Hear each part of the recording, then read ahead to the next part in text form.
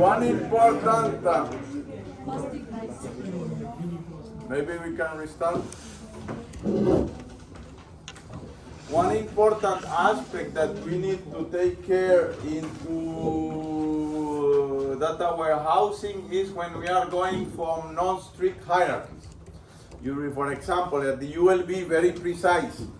I'm officially hired by the engineering faculty, but this course is taken by people from many faculties: engineering faculty, Erasmus Mundus programs, cybersecurity program, science faculty, computer science from the science faculty, etc. Sooner or later, there is a distribution of costs. So I don't know, the university receives subsidies. And there is a magic amount, there is a million from the Communauté Française de Belgique, the Education Ministry of Education. And this money is also, some part of the money is taken by the central administration of the university. And then with a formula which takes into account many factors, but in particular, the number of students in each faculty is split at the faculty level, and inside any faculty there are departments, and then here, for example, at the engineering faculty there is department of computer and decision engineering, and inside the department there are labs, laboratories. So sooner or later, going back for this distribution of cost, we have many-to-many relationships. Because, for example, in my case, I'm fully hired by the Faculty of Engineering, but I have colleagues who have half of their position is funded by the Faculty of Engineering, and half of the position is funded by another faculty. You get the idea? And then the distribution of cost is problematic, but because the same employee, the same professor is attached to two different departments and two different faculties and two different labs. So sooner or later we get this many-to-many relationship in or what is called there non-strict hierarchies. Many-to-many relations in these hierarchies. And we need to avoid double counting. Intuitively, if I discuss this with a manager, I need to explain intuitively what is double counting. How can I explain to her the double counting problem? Any idea? Someone that has worked in the past with databases knows immediately this problem of double counting. Let's see if I have examples here. Yes, imagine this example. I have my salary somewhere here at the university level. I am an instance of this class employee. In my case, I have 100% attachment to the Faculty of Engineering. But I have another colleague which is 0.5% to the Faculty of Engineering, 0.5% to the Faculty of Science. You get the idea? And when I need to split the salary or the cost or the subsidies from the fact to the faculty level, if I receive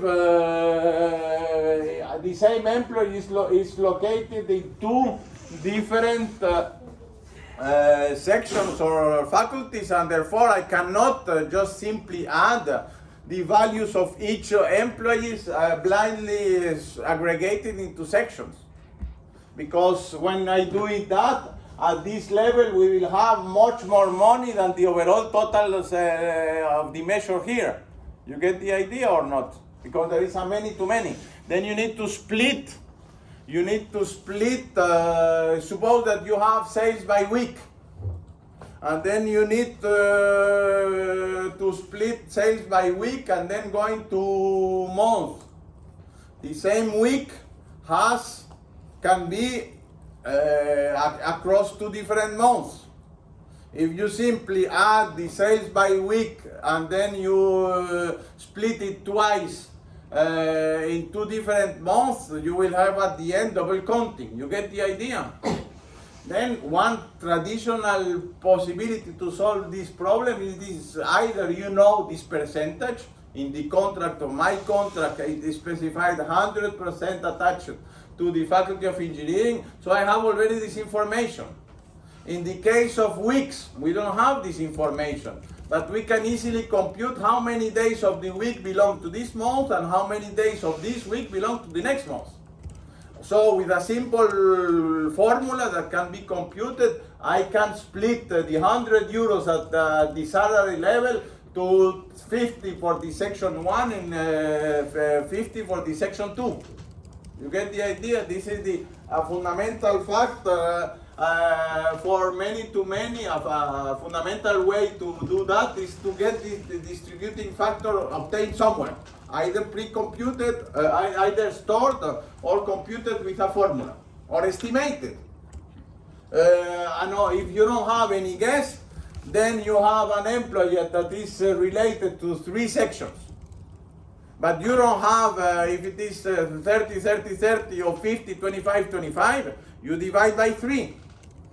And then it's not an exact distribution of employee by section, but at least you avoid double counting.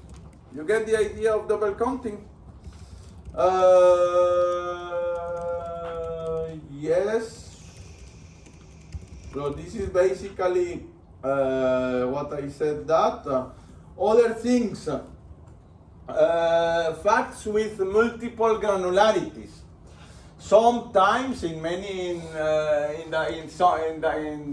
it's quite common to have aggregation, especially if you are not computing yourself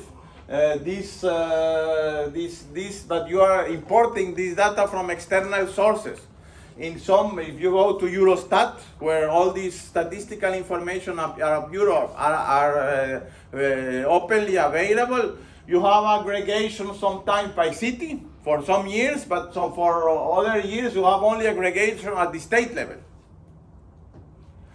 I don't know, production of or cost or pollution. You have many different aggregation levels, and not all statistics are collected at the same level. What do you do then? You need to define, and this again goes to a trigger into your relational database, that when you are sales, you are either connecting to the city level or to the state level. But when you have at the city level, of course, you can aggregate to the state, but if you have the city level, you can nevertheless do something with that. Many dimensions. Suppose the traditional example that somehow was sketched in this example. Let me see, that we didn't yet solve them. You remember this loan database that we stopped last time? The same problem is here.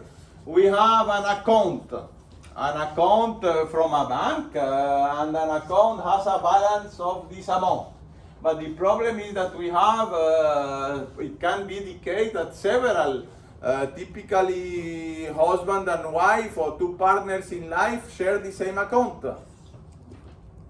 How do we distribute the balance by account, the amount, the balance by client? So there are different, so we have this at a time 1, we have 2 different accounts that goes, account 1 has 3 clients, account 2 has 2 clients. Of course, the balance of the 2, there are only 2 accounts, it will be the same. And we need to do a balance by an aggregation by client. How do we do with that?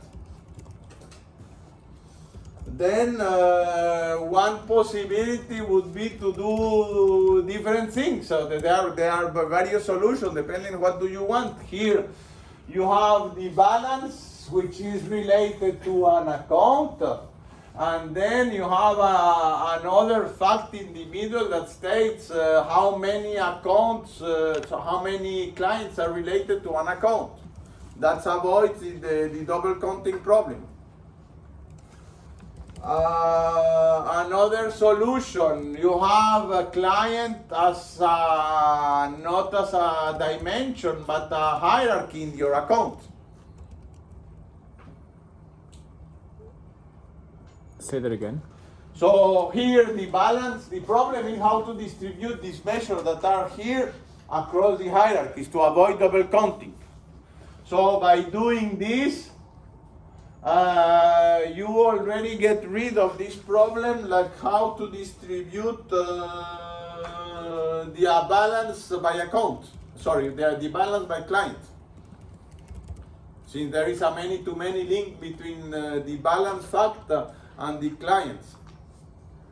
So one possibility would be to remove that link. So we know at this level it is easy, aggregate by month, aggregate by account, about type of account, aggregate by agency. There is no many-to-many. And the problem will be when you are, this account has this balance, how do I split by client? Then you decide I don't have a distributing factor. By definition, then I will split the measure across the number of the count values for the number of clients associated to an account. So didn't you just push your problem to some other spot, but the problem still exists? Yes. Okay.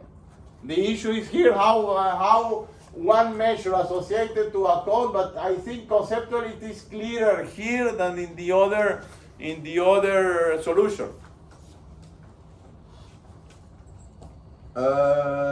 Or you define something like this. You have a client group, which is a one-to-many with related to the balance, to the fact table, and then split it again. For example, with this, we can have aggregate the balance for the number of clients related to every account. So, for example, suppose, of course, the banks needs that the balance, the amount in the balance will be as bigger as possible to gain money. And then the bank could, for example, analyze whether accounts with several clients are more profitable than accounts for a single client. So somehow measure the profitability of accounts according to the number of clients associated to each account. So I mean, I'm not a banker, but you get the idea. When you are doing banking analysis, you can do things like this kind of aggregation, which are important factor for a banker. So like the answer to the double counting again depends on the business, because I'm just thinking like what happens if your two clients get a divorce and now one of them is applying for a mortgage. How are you able to figure out whether they're a good client or not? Like at some point, someone will have to make a business decision to say, we're going to give them 50-50, or we're going to look at where the money comes from. Like at some point, a business decision needs to be made. There's no right answer here. No, again, this is the right way to put it. With a model like this or whatever, at this level of discussion, we didn't discuss computer science. We are computing how do we compute aggregations and which aggregation your manager want to see in your dashboard. Yeah. So all these things that we have been discussing in these examples are just business questions. I mean, a little bit more precise, because the director will say yes, or the manager, give me the sales by state. But then you go to her and say, for the state where the employee lives or where the employee is responsible for the territory. So you have a little bit more detail or on grounds on which we can discuss with your manager. So that's another example of model. I will send you this slide. This is chapter 4 of our book with all the detailed explanation are there. But you get the idea. We are here trying to get pre-aggregation paths already in your data warehouse. These are the database schemas. The table, there will be a table employee, there will be a table city, there will be a table state, etc. And there will be a referential integrity between all of these. I will put the example here. There is a relational schema for that which is almost the same. We will see that. And how to go from this model to a relational data warehouse is trivial. It's almost there, the relational schema. So the important reflection here is the aggregation path, and this is this should match as much as possible the manager's requirements. Okay for that. So we have time for one additional exercise. I mean, you have the exercise solutions. I will put it into the. Adam mentioned I have a bad link into the exercise page. I will correct it after that. But you will have the exercises there. The solution, maybe you can, after Blaga, someone else can propose a solution for the next exercise. Sorry, just on the theory. If you had to sum up in one sentence the difference between a relational diagram or relational model and a conceptual model, what would you say? I would like to avoid putting a mental overload on our manager. Okay. Therefore, I will remove every technical aspect, so I don't even mention that the referential integrity keys, no. I talk dimension, aggregation, yes, because he needs to aggregate. So I use the terms I'm using with the manager in my conceptual model. And my keywords, my vocabulary with the manager will be facts, which are the measures. In this fact, we are analyzing sales, yes, but are we keeping cost, etc., or amount, discount, etc.? These are the measures. Third aspect, dimensions. By employee, do I need to analyze by employee or not, or only by client? These are my dimensions. And then aggregation path, employee related to hierarchy, to geographic hierarchy, fiscal year, calendar year. So all these are business terms, definitely not computer science. When we have this requirement fixed and this aggregation path fixed with the manager, then between you and me, we can sit together into our computer room and begin designing our relational data warehouse. Any volunteer for the second? I mean, there is no whatever solution. It's even if you have half solution, we can discuss it together. Or I should ask two random numbers between 1 and 15. Can we provide the year diagram?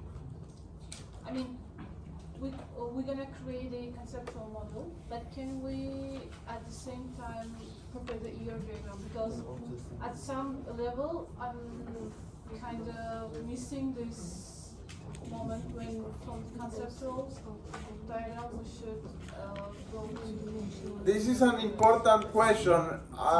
Even myself, when I started working on data warehousing, I needed to have a mental switch. So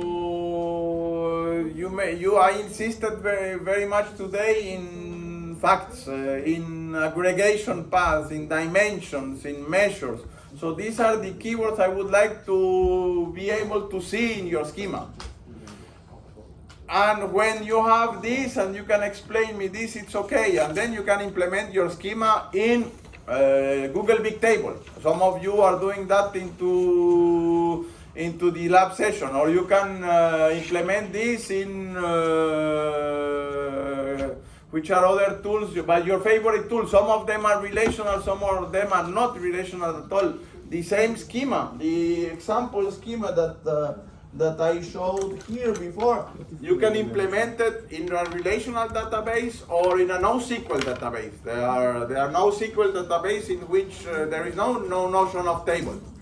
In a JSON, you can put this in a JSON file on a JSON database.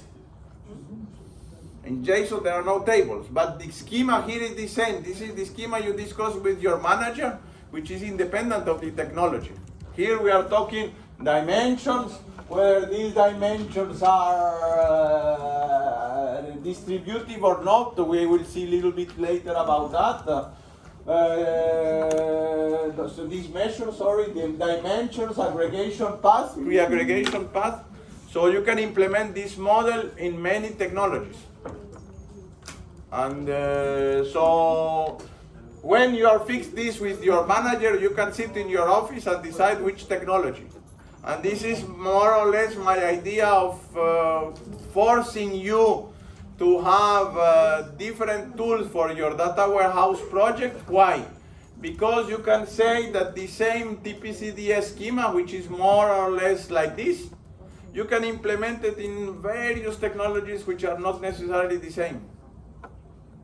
I don't know if this answers your question. So, any volunteer or Adam, give me two numbers between 1 and 15. Thank God. 1 and 50? 15. 1 and 15. Those are my two numbers I will give you. 1 and 15. So 1, and then 1, 2, 3, 4, 5, 6, 7, 8, 9, 10, 11, 12, 13, 14, 15. Could you please go?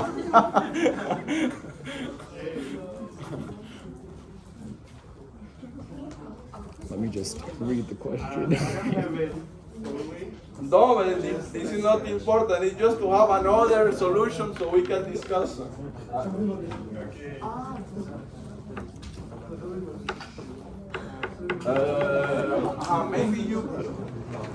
Maybe you can start here and I will start. It's not ideal. Do you have a chart? Yeah.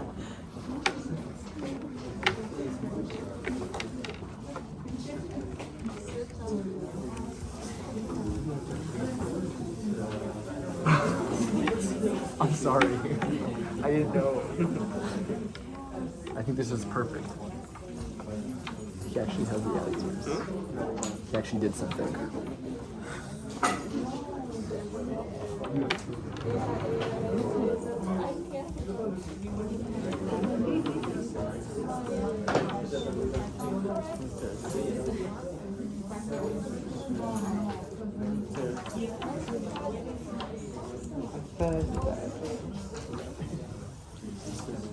Are you going to the Sophia? Yes.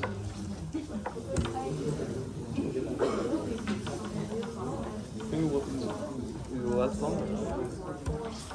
Hard to say, man. This is one of the biggest difficulties of my life. Just so that you know, when I said like quick beer, I can't wait long or whatever. That doesn't mean like, oh, I don't really have a lot of time tonight. I'm just trying to be a little bit more cognizant generally of like not letting things expand to like 3 hours. Yeah. So I didn't really mean like, oh, I can't tonight. It was more like, I'm ready for a beer. We're gonna have a beer. But we're not gonna like I don't want to hang around till 2 in the morning. That's all I meant. Just so you know, like, if I say, Because like you know what I mean? I also don't know if I should go. Probably I'll have some stuff to study.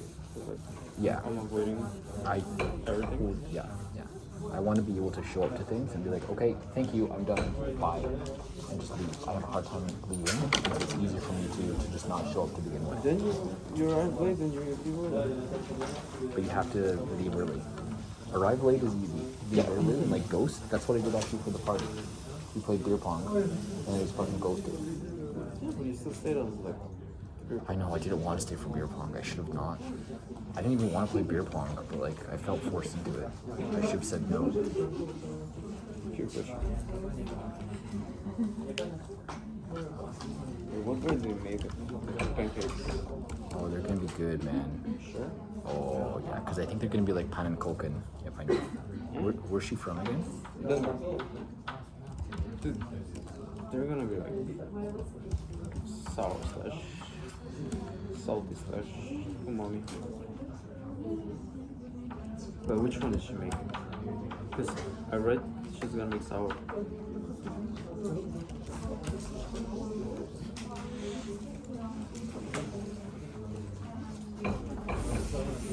Let's propose her.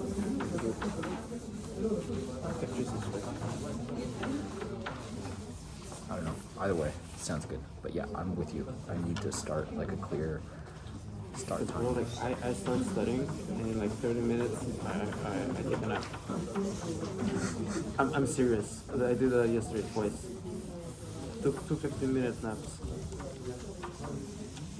Okay, Wednesday 7:30. Oh, but we have that project tomorrow. Sorry, I haven't looked at my calendar quite yet. It's at 4. Savory pancakes with kidney beans, veggies, rice, sweet pancakes with ice cream.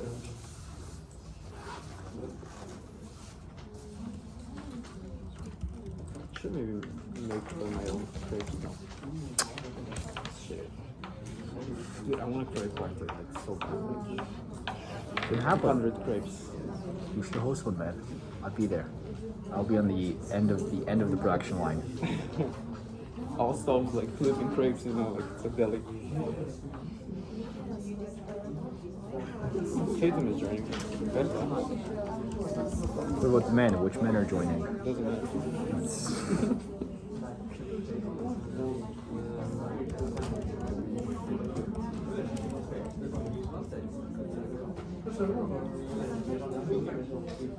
Tatum is nice. We met her at Friday.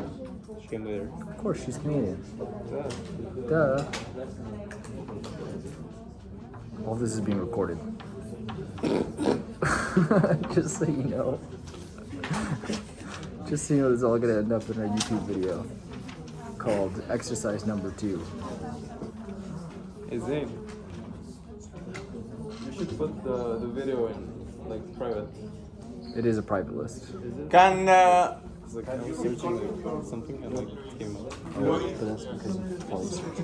Oh no, it's not. can Unlisted. you try to help Lois to finalize this schema? I think that we should do more. Hold on. I want to help him.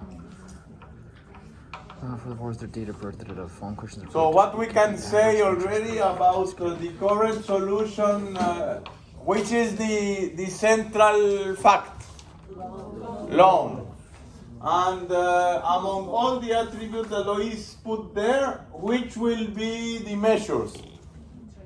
Measure amount. These three. So look at this, and that goes to your question. If I'm talking about a conceptual model, I mean the one that I will discuss with my manager, I will not put this.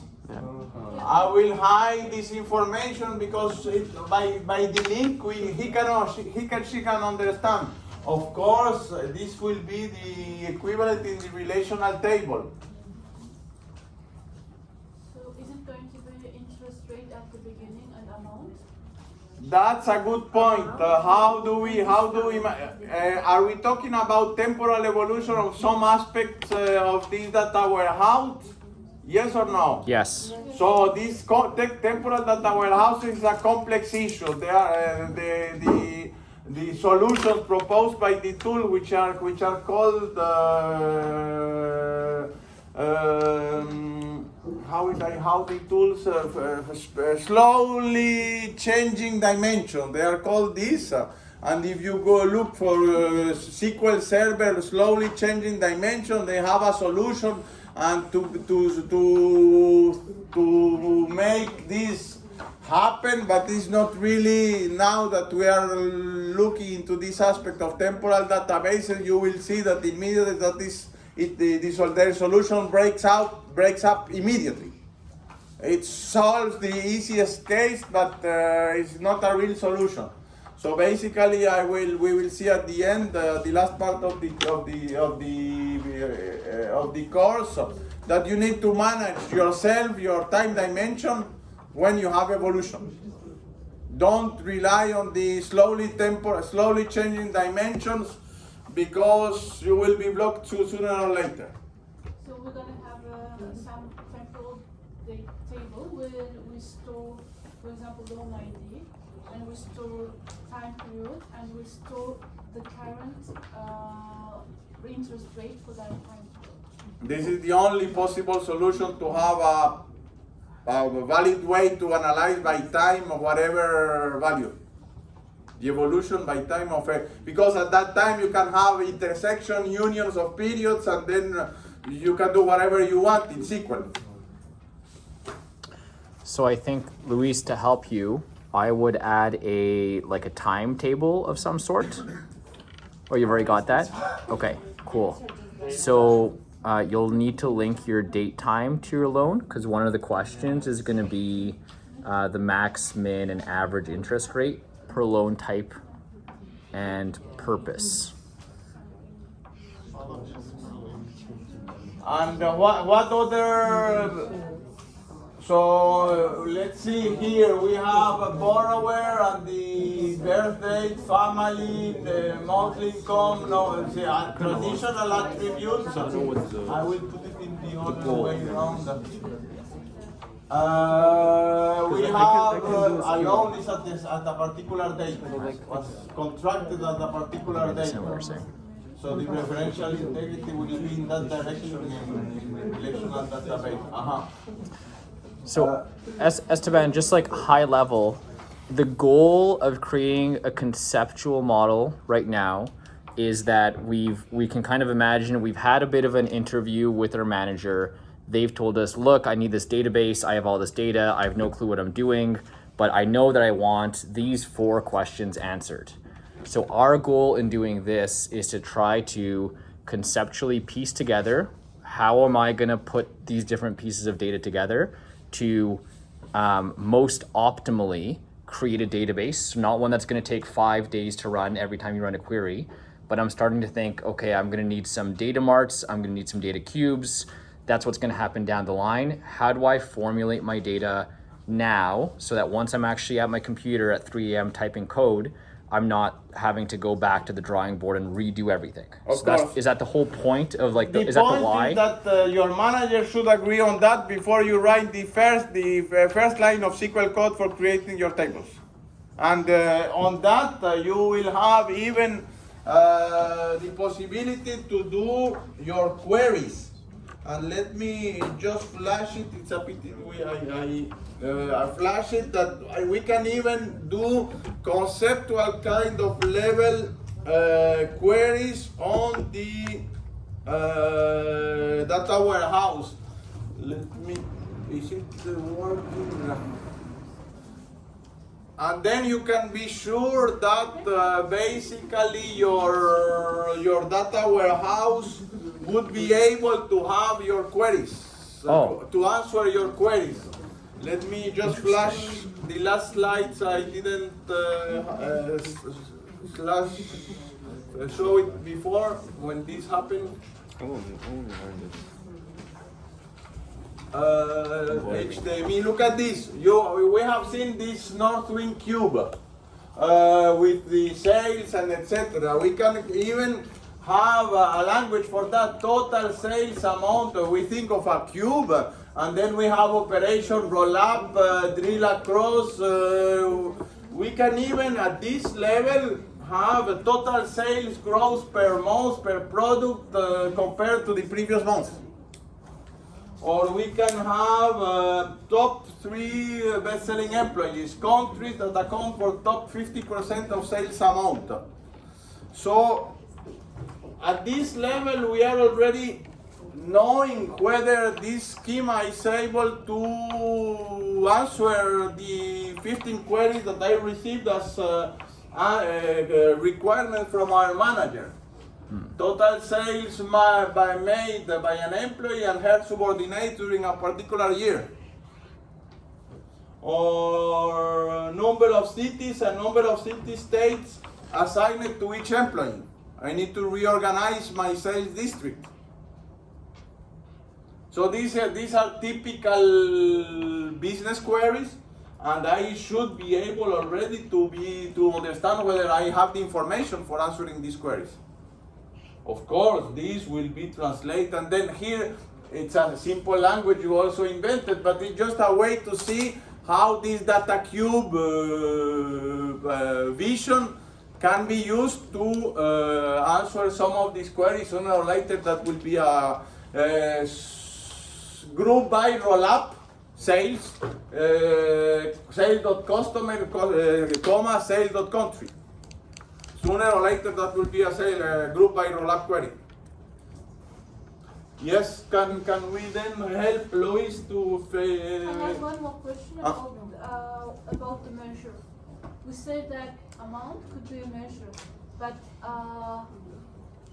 it's not the usual case, but sometimes you can combine your loan, and like you have one loan in one bank, you have one loan in another bank, and then they can offer you some very exceptional program to combine your loan, refinance your loan here, and the amount can change. So should the amount be temporarily also? But how does this happen? It's not often, but you say that... No, this happens very often. So I don't know if you understand what. Remember your name? Recall me your name. Nazgul. Nazgub already asked. Do you understand the issue? Suppose that you have one loan 1 year, and 2 years later you have another loan, and then the market conditions change, and you receive an offer from one of these banks that you can put these two loans together, and you have a better interest rate. And basically, from a legal perspective, it's the bank that is regrouping these two loans is buying your debt in the other account, in the other bank. The bank pay the other bank, but now you have a new contract aggregating the two loans in a single one. From a modeling perspective, that means there are two different loans, the previous one and the new combined one, with a life cycle independent for each of those, and with different measure independent of those. But you have a link. This loan is a regrouping from a previous loan. You have a link between whether the hierarchies, the one loan is related to a previous loan in some way. You need to stay there. You need to keep that also in the data warehouse. Lois is asking help here. Can you help him? Whether this will be enough for the questions or not?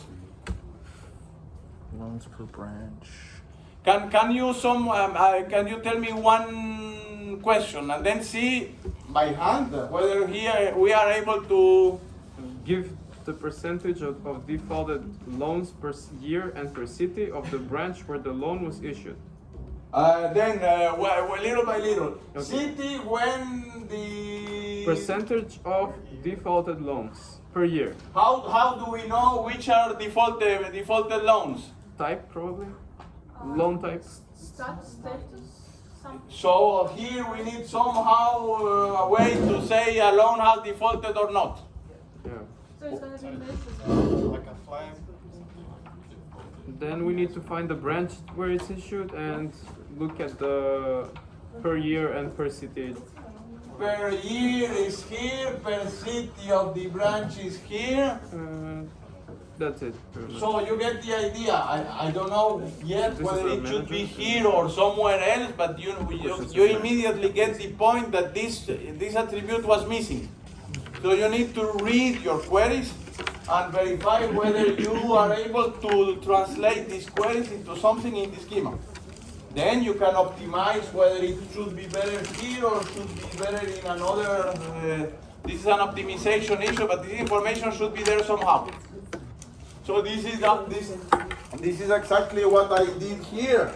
I received this query countries that account for top 50% of sales amount. I need to immediately go back to here and see whether I have this information there for each of the queries that you are aimed to discuss, to answer with the data warehouse.